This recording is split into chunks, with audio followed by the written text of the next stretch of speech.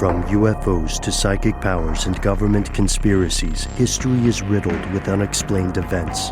You can turn back now or learn the stuff they don't want you to know. A production of iHeartRadio.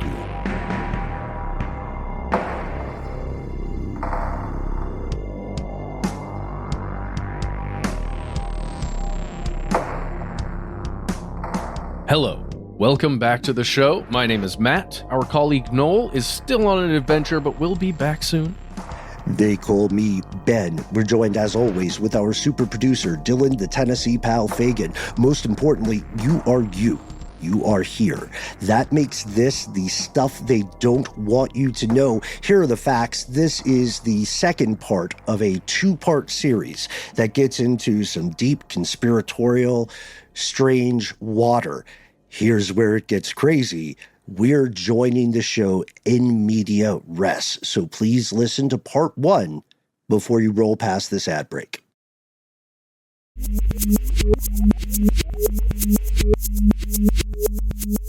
I think honestly, one of the most important things, which is why I think raccoons might have an edge on everybody, is the fine motor skills. Because if you really want a species to be able to develop technology, you need to have the ability to make those tiny adjustments, to make small things, or at least make something big that can create a small thing. So I feel like that little raccoon with its 5 digits, it's pretty good. The dexterity, right? Yeah. They're a couple extra articulation points away. Yes. That's it. And that's not hard for evolution to solve. Rats, same. Yeah. Well, exactly. Crows. Yes. Yeah. Because I do think about, honestly, like the intelligence of specifically the corvids that we've talked about extensively on this show, and just how you could have the brains, but you may not have the ability to manipulate a thing exactly the way you could, or you would want to, but you just physically can't do it without some major adaptation like we're talking about.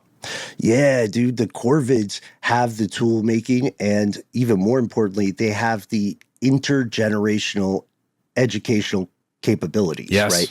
Obviously, elephants can do the same thing, but they're large animals, so they're probably going to go out, depending on how the humans go out. It just depends. But elephants could figure it out.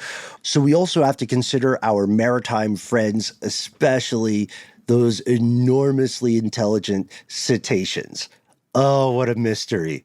Yeah. Oh, man. And they don't have some of the stuff that we're naming, right? That's why the oceanic environment, such a different proposition, right? They don't have the thumbs. So we're bracketing whales and orcas and dolphins and the other cetaceans because they got the flippies. They don't have the thummies. Which stinks, right? Because I do feel, and maybe I'm completely wrong, but it feels like that would be an impossibility just due to that, unless there was enough of an adaptation to where there was some kind of articulation, right? Or we're talking about like a joint or something, right? That evolves, or a social evolution wherein they say, okay, if I hang out with this other orcas are so smart, man, and we put our fins together, we can build a thing or move a thing.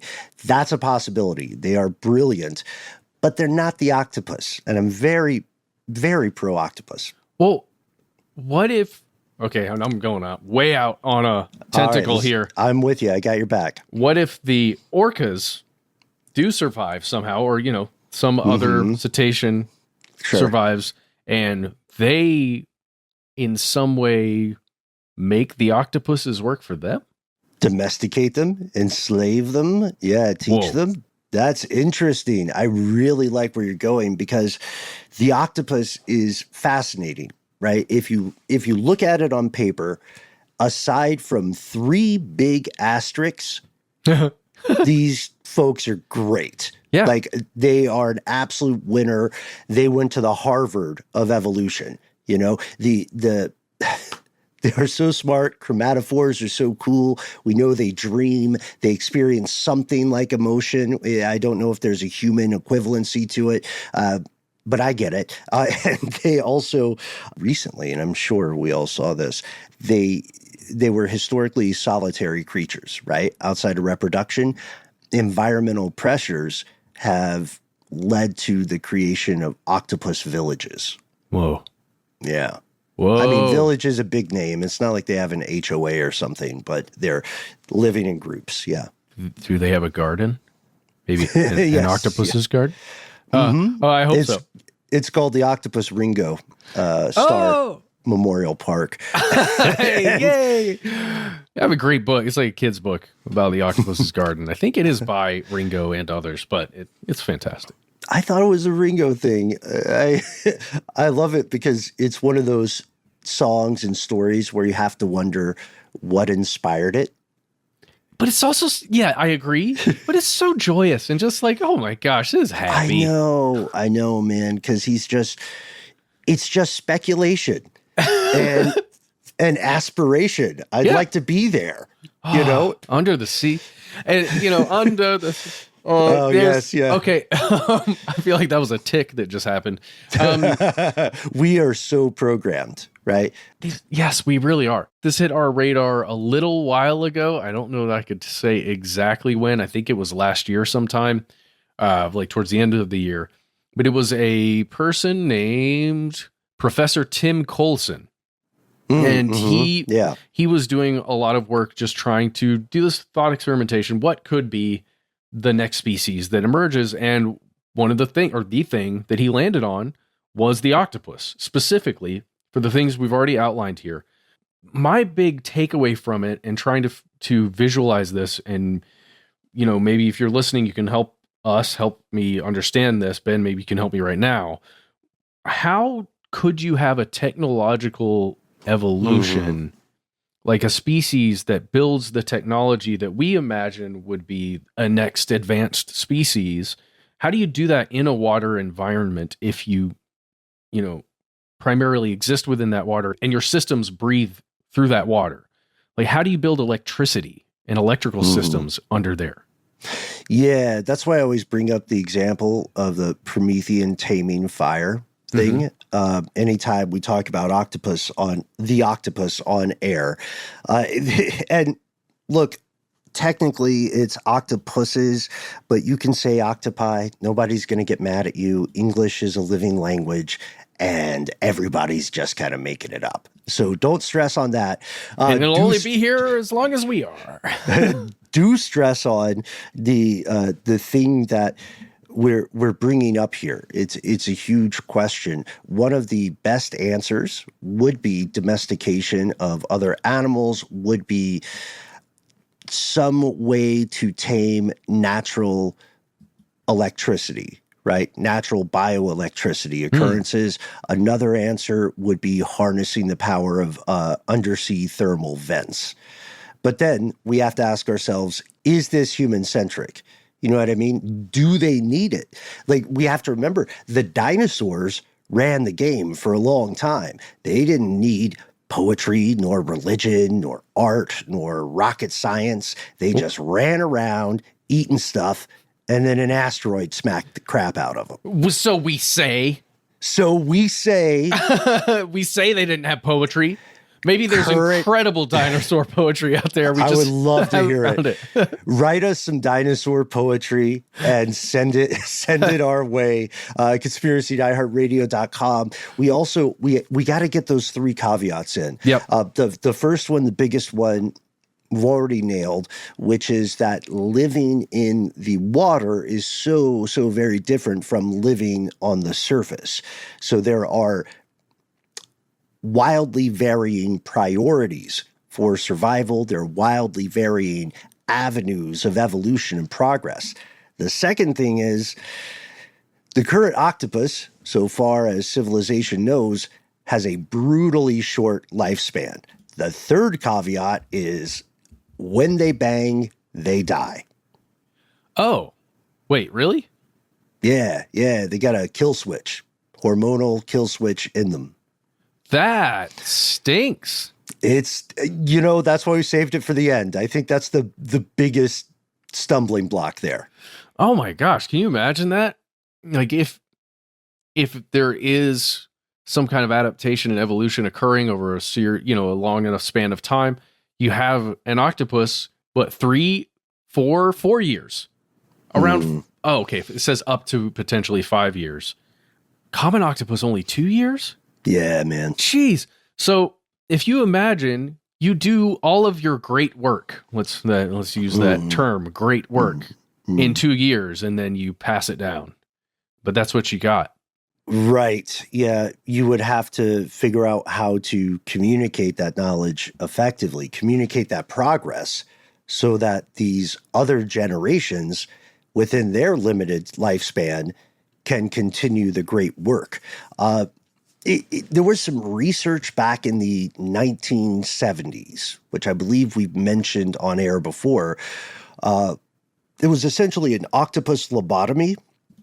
They said, a female octopus is going to reproduce, right? So let's get into their top brain, because all 8 arms are like their own brain. So let's get into like brain prime, and let's physically remove the part of this organism that triggers that kill switch. And let's see how long it can live. So we don't know what happened to the rest of the research, but the human intervention there could start to address one of those issues. For the octopus to be successful, for the octopus to be our new main character, it would need a longer lifespan. It would need something, some way to communicate learning across generations. And it would also have to be able to bang without automatically dying. That's a tough list there. Other than that, phenomenal candidate. But again, if you've got a couple million years, you can accomplish so much. Exactly. 2 years at a time. Yeah. And then we also, we know it's the baby steps. Yeah. We also know it's the environmental pressure that pushes evolution.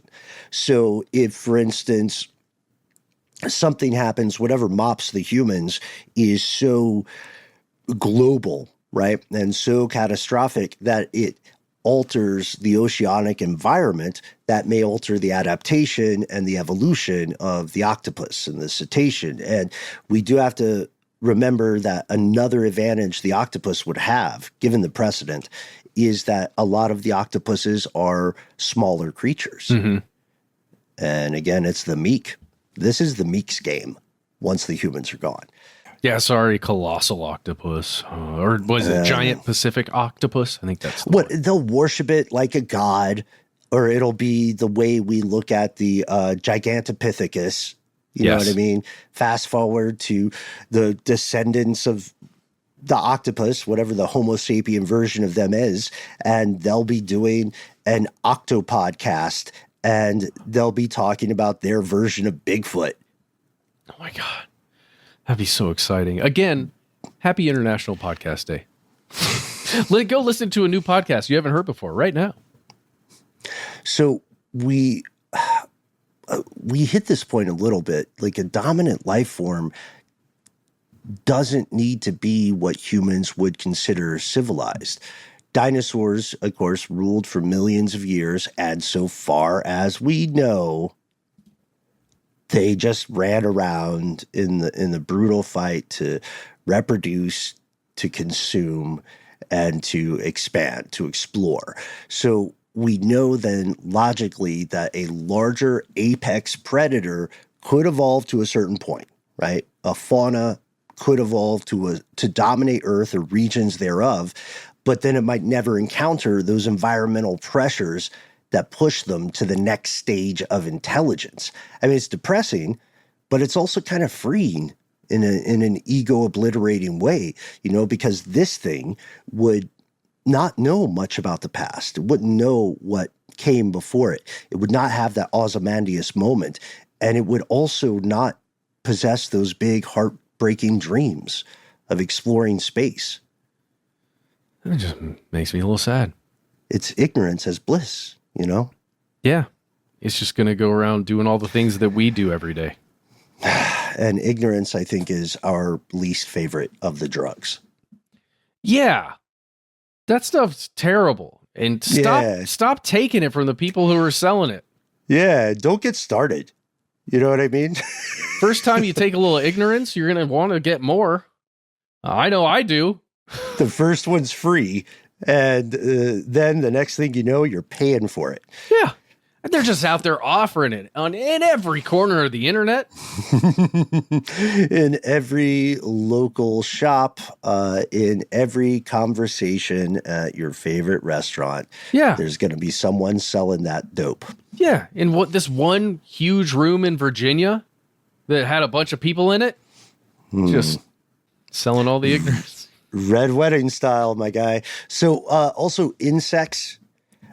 I feel like that's another episode on its own because humans still don't have a ton of information about how many insects exist other than that they are also in a mass extinction event. Also, humans don't know the capabilities of insects. Shout out to our animal communication episode. If there were a world, oh gosh, all right, quick plug, if it's okay. For katydids, I agree. Yeah. Oh, man, they're fascinating. There's a sci-fi writer that I really love. And actually, I was chatting with our pal Connell about this not too long ago. His name is Adrian Tchaikovsky, spelled like the composer. And he has a series of just absolute superb novels about evolution, kind of not post-human, but evolution of animals without humans. So what happens if a bunch of ants have their intelligence radically increased? What happens if a certain type of arachnid has its intelligence radically increased? And then we let them spin along in the evolutionary sandbox for millions of years. It's pretty cool. It's a great read, available on audiobook as well. This is not an official sponsor of the show. We're just fans of the guy. Amazing. Well, I'm going to check it out for sure.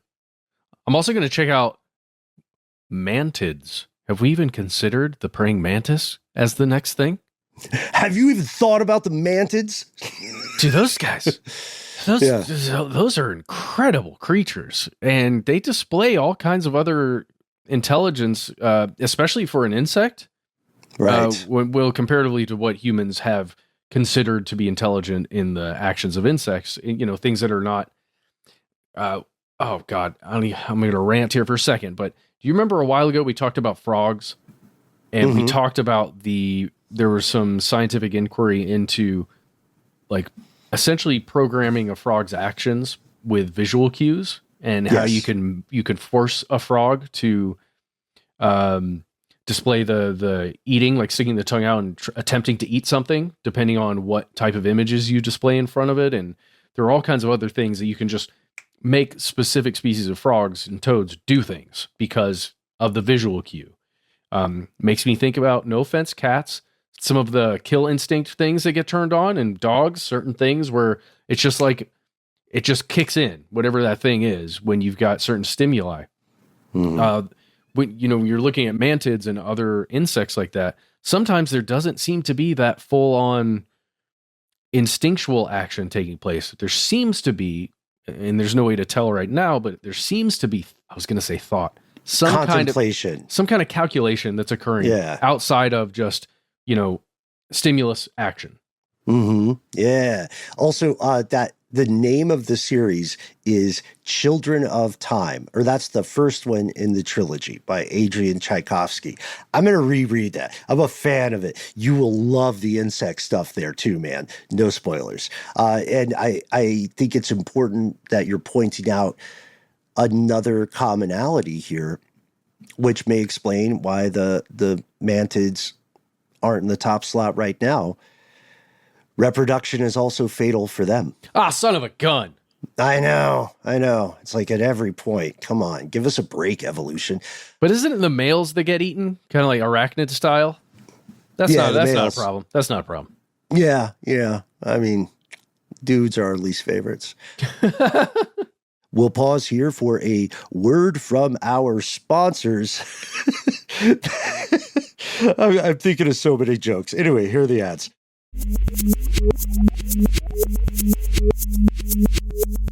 All right, you ready for this? We're going to jump back in. 3, 2, 1. Boom.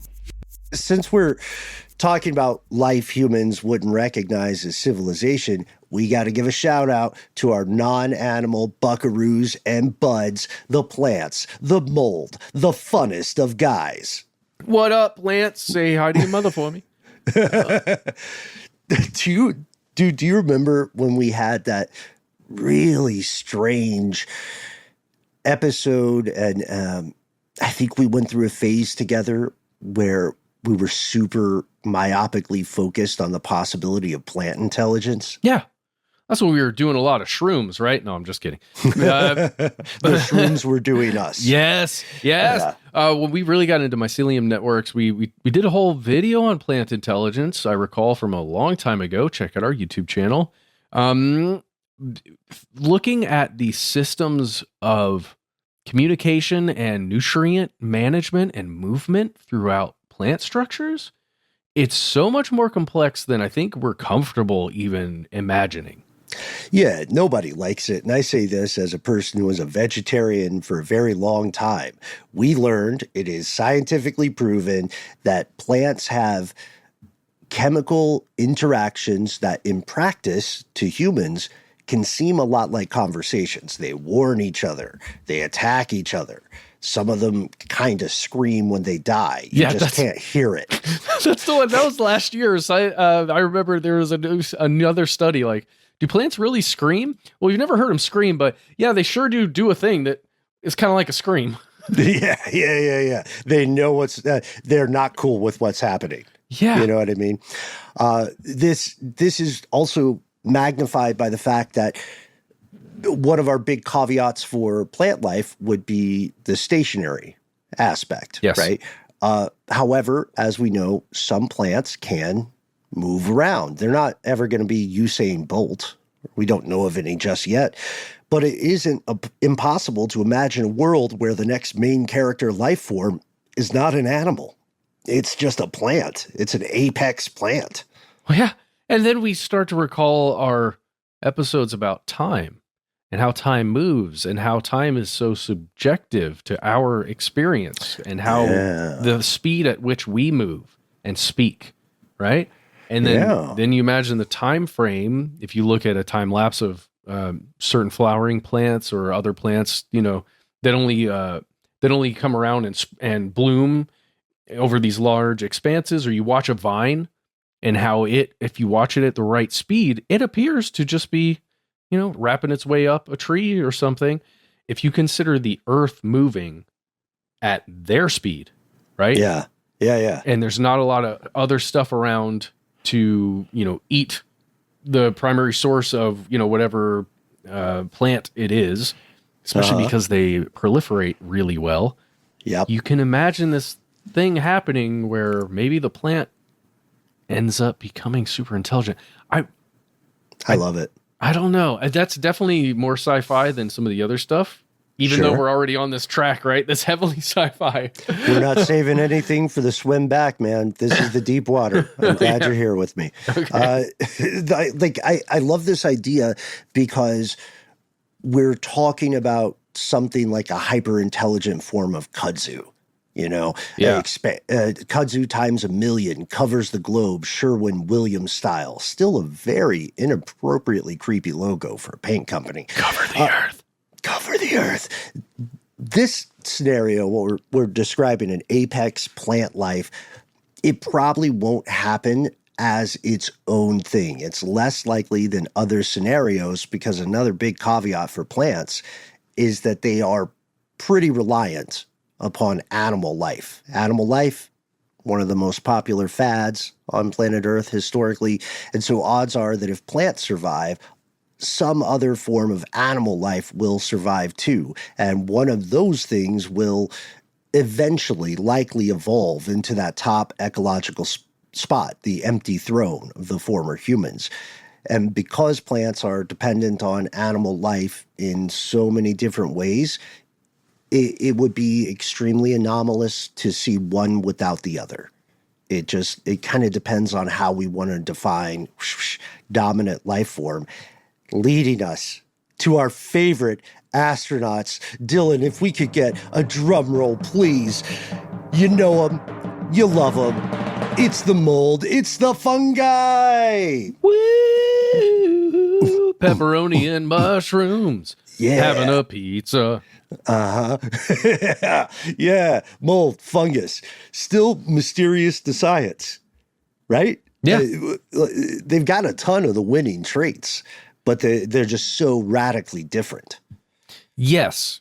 And from a scale perspective, it's hard for us because of, what we know and how we experience the world to imagine mushrooms of some sort, these giant networks, turning into something that could manipulate the world in a way that we would consider to be highly intelligent, right? Yeah. Yeah, nailed it. Okay, so let's walk this one out. None of these organisms necessarily exhibit what humans call tool making, but some varieties are capable of amazing, terrifying things like perfectly mapping out communication routes, adapting to the most inhospitable and bizarre environments, surpassing even the tardigrade, which is, by the way, not part of this conversation. Ooh. What about, I walked down the street for that tardigrade shade. That was amazing. Tardigrade shade. What about today in tardigrade shade? Cordyceps finally infects the first cordyceps tardigrades. Go on. I'm going to steeple my fingers. We're in the Shark Tank now. All right. That's how you get a fungus inside a thing that could travel through space that is microscopic. Brilliant.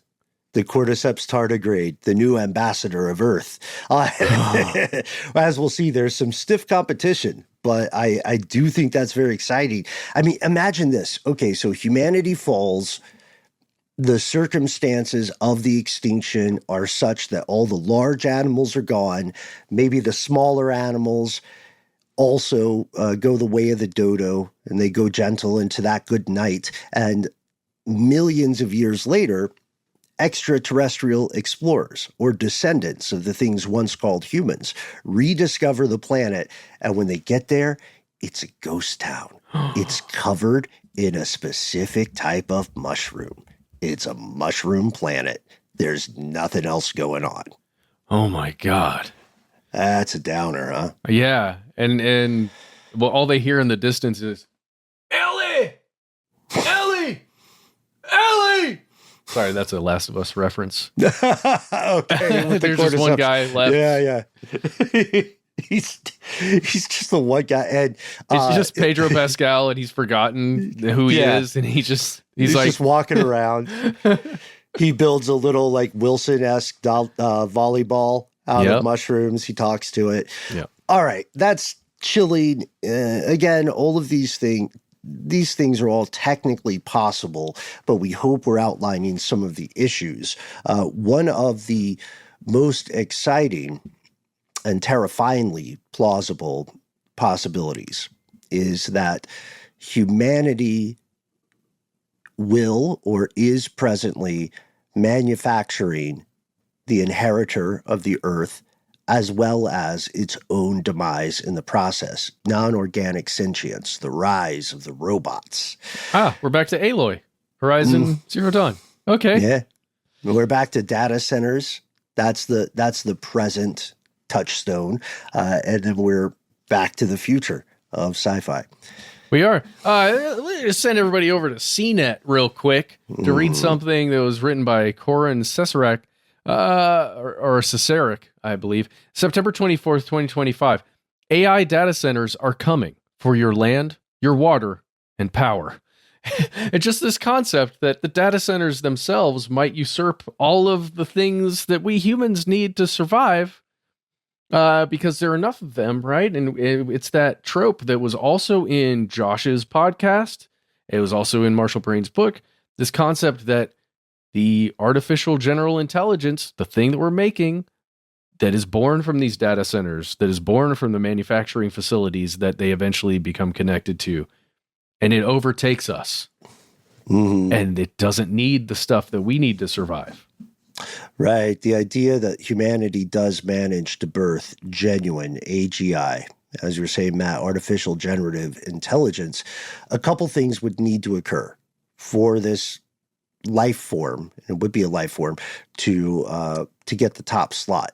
First, it would have to Well, it would be nice if it achieved true sentience. That's the thing humans are still working on. It doesn't have to achieve true sentience to work, to be quote unquote dominant. I mean, second, it wouldn't be able to survive if it's locked up like a djinn in a lamp. It would have to be able to somehow touch the physical world so that it could repair its infrastructure. It could build new stuff. It could acquire new resources, to your point. You know? Yeah, you'd have to have companies out there across the world building, I don't know, robots that have all that articulation we were talking about and the ability to make tiny little movements with their fingers and grasp things. The dexterity, yeah. I also think it would be, ethics aside for a second, I think it would be more successful if you're a true non-organic intelligence. I think your first move is to start a religion and then have those people build the robots for you. All one, they shouted. That's a sick reference to our earlier text messages. Nice. Well, it's also on that soap. I don't know if you ever read that soap real carefully. Yeah. What's that guy's name? Oh, dang it. Myers? Bronner, Dr. Bronner. Bronner, that's it. It's also, here's a cool thing about the AI. AI, if you're listening, we're cool too. Please be nice. It's likely that this sort of life form would have tremendous advantages, right? The stuff that we're describing now, we love the octopus, we love the raven, we respect the rat or whatever. But those things would have to spend at least another 200,000 years rediscovering stuff like germ theory or fire, or as you mentioned, electricity. But a non-organic life form, human created, will start on third base. It will already know calculus. It will already know physics. It may not appreciate poetry, but it will probably have a repository of all poetry that has ever been entered into a computer at some point or ever touched the cloud. It will have a memory. It will have an understanding of previous discoveries leading to its creation. And then it'll be immune to a lot of stuff that kills organic life forms, like germs. What do I care? I'm an algorithm. Yeah. I don't know why I sound like Larry David as AI there. Yeah, you really did. You really did. I was just imagining a system like that, right? That all goes back to one repository in the end, right? It's one repository of information. One great library. Yeah. What happens when there are scientific discoveries made by that organism that, that has a great many minds attached to it? What happens when there's, let's say, a new piece of research that's found? How is that incorporated back into what is known if it contradicts that which is known? Ooh, get into some Asimov stuff. I like it. But really, I mean, what is the decision there? Oh, well, this is contrary to all known things. How should we incorporate it or reject it? Right. How does it adapt cognitively? Yeah. It's crazy because, the reality is we in civilization, humans not, are seeing this already. A non-organic mind would quickly evolve past the understanding of current Homo sapiens. We see this already with large language models that are essentially mechanical Turks, right, in terms of software.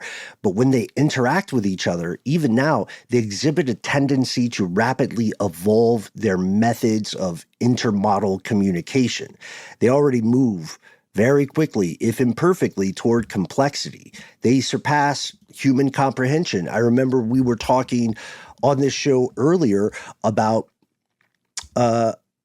different algorithms or quote unquote AI that made scientific breakthroughs that humans hadn't figured out, or solved old math problems, or made new inventions. Well, properly put, tweaks to inventions. So yeah, there's a lot of undeserved hype.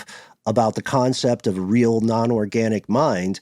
There's so many potentials and consequences already at play. And Matt, I loved that when we were hanging out off air and then when we went to record listener mail, one of the first things you brought up, even before that, when we were just talking about this hanging out, you brought up the demands of that AI infrastructure. What if there is a world where big bot takes priority over human resource needs, right? Sorry, you're thirsty, but we gotta keep the chat going. Oh yeah, dude. I don't know how much of this was a dream, how much of this was me sitting there and thinking about it, but there's this vision. I had a vision, Ben. Oh nice. Man, dude. Yeah. It was this push by a few human beings and organizations that need that profit thing, the profit model that we keep talking about. And in order to get that, to get the infinite injections of money, they have to continue building these data centers. They have to continue building them out to make them larger and larger, using up all the water, using up all the electricity, all the stuff. And they need money. So services, physical things to be purchased at some point in order to continue that.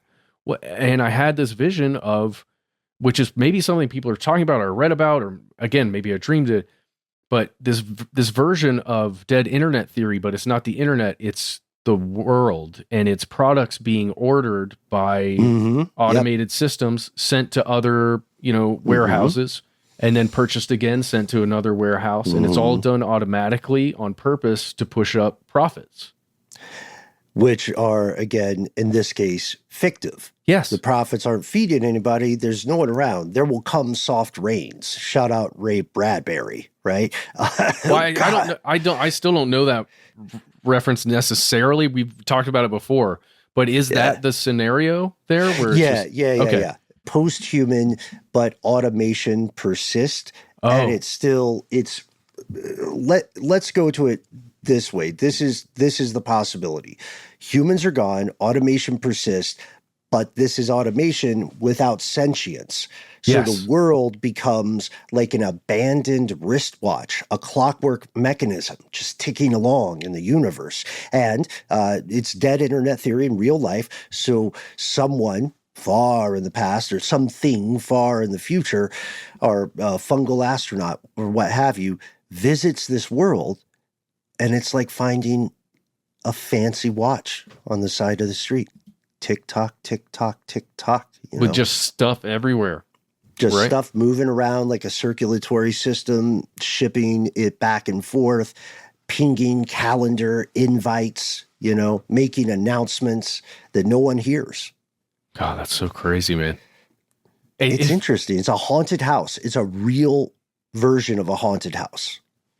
If we get to that point where we don't need humans anymore for the mass corporations to profit like that, it feels like we're headed that way. And I don't want to be, over the top about it, but dang, I don't know how to describe this feeling that I'm getting.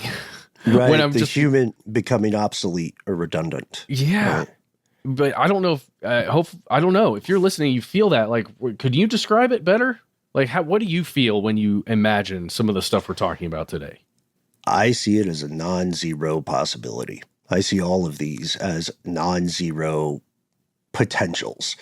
Some more exciting than others. Again, there are a lot of intervening variables on the way, but what we have to ask about a Ponzi scheme or a religion like capitalism. Hang on, let me get on this soapbox real quick. What we have to realize is that, as we've earlier established and fairly conclusively, capitalism in practice is not science. It is religion. It is articles of faith. There are blasphemers, there are heretics, there are denominations, and they beef with each other constantly because there is no scientific basis, because it is opinion. It is a matter of spirituality. And without that, with that taken out of the game, with that perspective, we see a path, right? We have path dependence, we call it, right? Where you depend upon a legacy technology or concept, and it kind of constrains your opportunities to move forward. So in this case, what happens with capitalism is we are combining it with technology in such a way that there is this possibility for the humans, for the meat mechs, to become increasingly irrelevant and obsolete. And ultimately, because evolution is a brutal editor, evolution will look around and say, what the fuck do we need these guys for? Yeah. You know what I mean? I mean, it takes forever. People still have vestigial organs now. Those are still around, but eventually they'll evolve away. Hold the phone, folks. We're getting some breaking news, so we're going to pause for a word from our sponsors.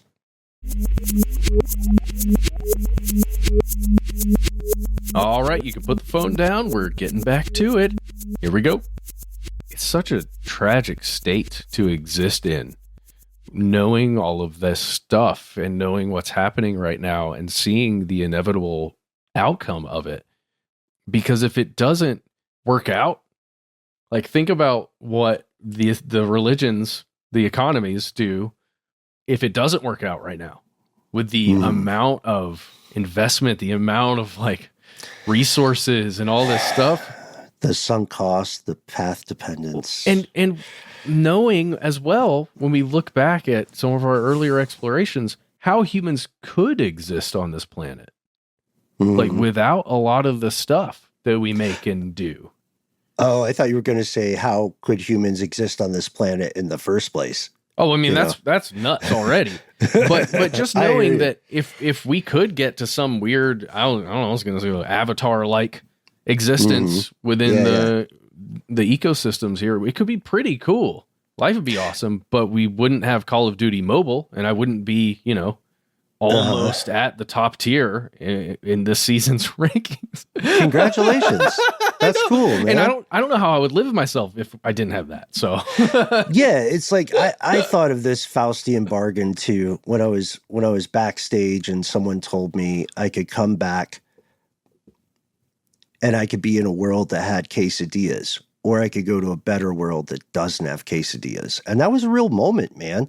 I think I made the right choice. You could invent them, bro. Shout out to the Ferrito. The time has come. AI, please make this happen. There's another question. There's so many things we don't understand about a non-organic inheritor or civilization. Would it be a single hive mind? Would it be a network of discrete minds? Is it possible it would solve that resource maintenance problem? That's their big stumbling block. If it creates its own civilization, what level of complexity could it obtain? Would this civilization, what would their motivations be? Just survive, reproduce, expand? I mean, what would they want? Would they look at organic life forms, should any remain, and say, hey, let's start a zoo. Let's save those. Would they maybe attempt to resurrect humans and other species? Would they want to franchise out? Would they expand beyond the bounds of Earth? That's the point, Matt, that I think about so often. The two biggest possibilities for alien life, if they're not extra dimensional, God, this is weird stuff to say on a Tuesday.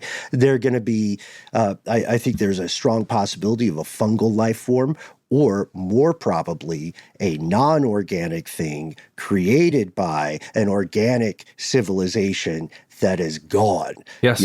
That's the circle of life. Thank you for the sound cue, Dylan. Sound cue too expensive to license. That might be the cosmic circle of life. The organic thing. There's some great explorations of this if you have the time and investment, specifically in the Mass Effect series. I love some of the things it makes you think about when you're playing through that. Specifically the Geth, Geth, race of artificial beings made from metal, right? And they are machines, but they are a race that has wants and needs and all these other things. The Quarians, another one really interesting. But then specifically, there's a third one that I don't want to spoil too much, but there's a third one that has a very specific purpose that it plays, and it is almost like at some point with enough time, what does that artificial being want or need to do, right? Mm-hmm. Why? What does it want to do and why? And just if you play through that series, it gives you some really cool thought experiments about or potentials of why that might be. Ooh, that reminds me of the Uplift novels by David Brin, who starts to ask some of those same questions. All right, Matt, you've persuaded me. I am going to put Mass Effect on the list. Look, it's a lot of time, dude. Okay. It's worth it. Right. It's so worth it. It's a lot of time. I think you can watch, or there might be available somewhere, I think BioWare might have it, like where you can watch the cinematics that kind of tell the story, but it's not the same as playing through and actually like discovering the things as you go, because it changes how it'll set you up to think one way and then changes that a little bit. And that small change is the thing that makes you have more further thinking on it. Okay. Yeah. I'm persuaded. What genre of game would you describe this as? It's a third-person shooter, ultimately. Okay. But there's a lot of RPG elements. Mm-hmm. Okay. All right. I'm in. Because I can't keep replaying Skyrim. I'm going to, but I shouldn't. If you start with a character in the first one, you don't get to necessarily play that character all the way through, but the storyline and like the character you created continues on, which is really cool. Oh, that's cool. Intergenerational, like we were talking about. Whoa, nice bookend for what became a 2-part series here. This is the question that we're talking off air. This is the question that Dylan and Matt and yours truly keep coming back to. This is what we want to land on in the exploration of what may come after humanity. The big fundamental pickle, the dilemma, is the question of growth. Would a new form of life practice what humans would recognize as religion or art or poetry or music? Would it, like the humans of old once did, would it look to the stars and yearn to explore the deep ink and broach the vast horizon of the heavens? I mean, can we imagine a documentary-style project millennia from now with like a very mild, civic-sounding, posh David Attenborough-esque alien saying, humanity, knowingly or not, passed the torch of existence to another form of life? Is somebody making the documentary now and they like can't interfere? Oh, yeah. Yeah. Is the way we experience time such that it's already happened? Mm-hmm. The downfall has already occurred. They already made this documentary. Just we are still experiencing it because of some quirk in how we function. Ugh. Oh, I wonder what the VO is going to be like. They'll probably be in sperm whale alphabet. Oh, that would be dope. It would be phonetic. There's a comfort in this. You know, life goes on. And Earth, so far, persists against all odds. This lonely blue globe, it's a fighter, first and foremost. It's the little engine that could of the galaxy. We want to hear your thoughts, human or not, bot or what have you. If you're a fungus and you're attached to a computer, hit us up. We can be found online. All the hits, all the social medias thou may sip. Check out our previous episodes we recommended. Check out our YouTube page. You can also send us an email or call us right now on the phone.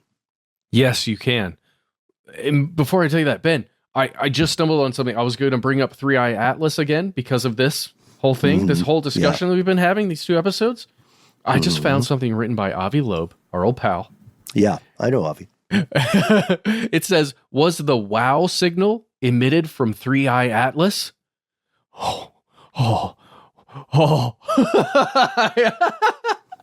So Matt's laughing because he saw me roll my eyes so hard. Just imagine that's the thing coming in to usher in either our demise as humans or the new age. Right? Maybe not. Anyway, call us, please. We do have a phone number, as you said, Ben. 1-833-STDWYTK. It's a voicemail system. You've got 3 minutes. Give yourself a cool nickname and let us know within the message if we can use your name and message on the air. If you want to send us links, attachments, a ton of reading, pictures of your animals that you hang out with, which one of those animals is going to evolve to rule the planet next? Thank you, Dylan, by the way, for the picture. Oh, yes. Thank you, Dylan. And everybody else. People have been sending us pictures of pets, and they're adorable. You can send us an email. We are the entities that read each piece of correspondence we receive. Be well aware, yet unafraid. Sometimes the void writes back. And as a bonus, we'll always send you a random fact upon your request. Also, I'd like to thank everybody who listens to the end of the episode where we sneak in some Easter eggs. If you are hearing our apocalyptic explorations and you're a little bit concerned about living in your neck of the global woods, there's an amazing fact we learned. Svalbard, the world's northernmost solid settlements, will let basically anybody but war criminals in. No residency paperwork, no visas. You can just go. Isn't that where the seed vault is? That is where the seed vault is. There are some catches. It's kind of cold. You should bring a jacket. Also, if you leave the main settlements, Longyearbyen being the number one most populated place, if you leave the settlements, you do have to carry a flare gun or a rifle for the polar bears. Makes sense. Checks out. So we'd love to hear your experiences in Svalbard. We'd love to hear anything that's on your mind. Find us out here in the dark, conspiracy at iHeartRadio.com.